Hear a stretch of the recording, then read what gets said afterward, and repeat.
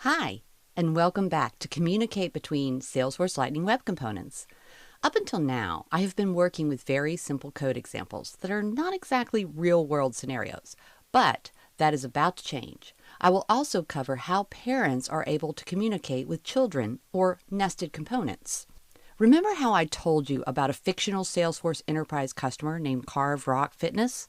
Well, this is where they come in. Here is what a legacy Visualforce page they have looks like. Not very pretty, is it? And keep in mind, this page has had SLDS styling applied to it. But the problem with this page goes well beyond a few styling issues. There is a problem with how it functions and how the information is presented and formatted. For starters, users must select a product family from a drop-down box and then click the button before they will see any results. That is just way too many steps. Worse than that, when they get the results are just listed in a yucky table, and who wants to see a table anymore? No one does.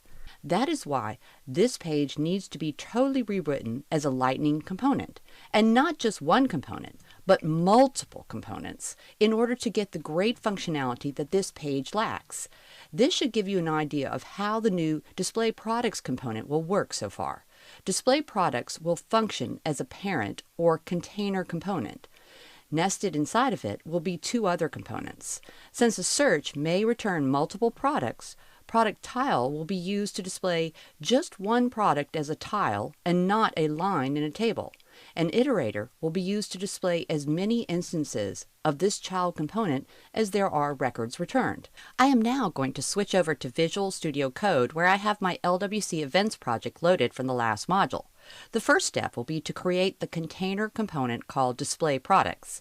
I will do that by right-clicking on the LWC folder and then going to Create Lightning Web Components and then calling it Display Products.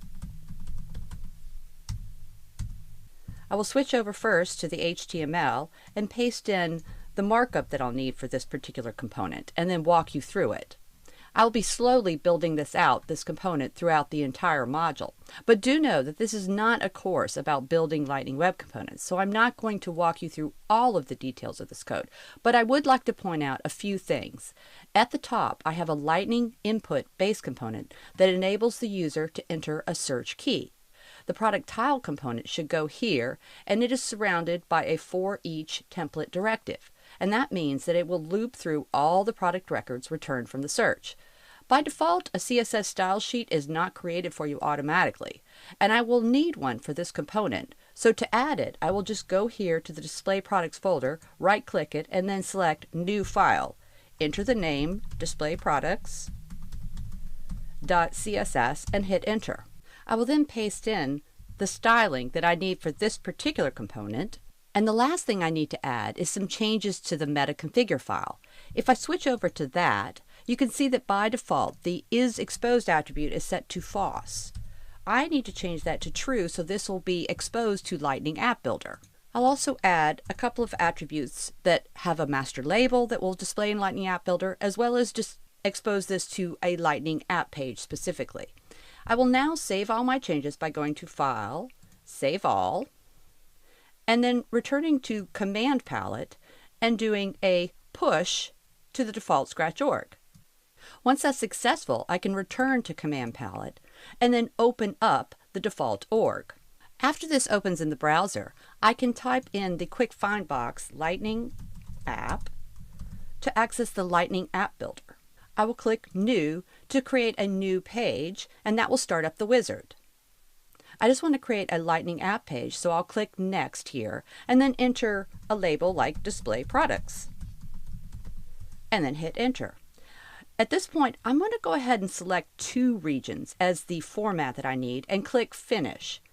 And if you're a bit confused about why I selected two regions, just trust that all will be revealed in time. I can then scroll down to where the custom components are, and you'll see here's my Display Products. I'm going to drag this onto the left-hand bar, and then, oh, here we go, I'm getting an error, and that is kind of understandable, considering I have yet to add any code that would be capable of querying data.